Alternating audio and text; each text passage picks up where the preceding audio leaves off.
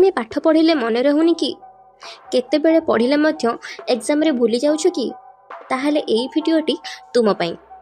आज मु कहिबी तीनोटी super easy tricks जेउथिरे तुमे कोनोसी पाठ को क्षण के मन रखि परिबो।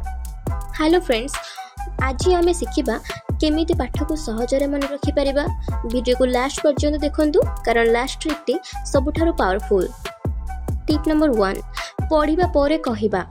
धर तुमे गोटे चैप्टर पढ़िल तापरे बुक बंद कर दियो एवं तुम निजको निजे कहिबो मु कोन पढ़िली। आरंभ रे तुमे सब मन रखि परिबो नहीं, किंतु एहा प्रैक्टिस कले ब्रेन स्ट्रांग हेबो। एहा को कुहा जाय एक्टिव रिकॉल।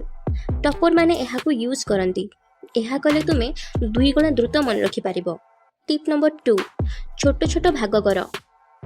बड़ पाठ को छोट छोट भाग रे भाग कर। धर तुमे 10टा पेज पढ़िबा को अछि ताहाको 2 पेज करी डिवाइड कर। प्रत्येक पार्ट पढ़िया परे 5 मिनिट ब्रेक नियो। एहार फायदा कोन? ब्रेन थकी जाए नहीं, एही सब किछि क्लियर भाबरे मने रहे। एहा को कुहा जाए चुइंकिंग टेक्निक। टिप नंबर 3, लेखि लेखि पढ़िबा। केवल पढ़िले तुमे शीघ्र भूली जिवो, किंतु जदि तुमे लेखिबो तुमर ब्रेन प्लस हैंड दुईटी काम करिवो। मेमोरी 2x स्ट्रांग रहिबो।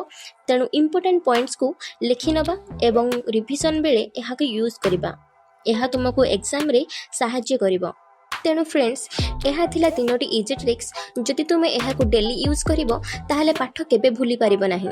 वीडियो भल लागले लाइक करो एवं चैनल को सब्सक्राइब करो। मिसिबा नेक्स्ट वीडियो रे। धन्यवाद।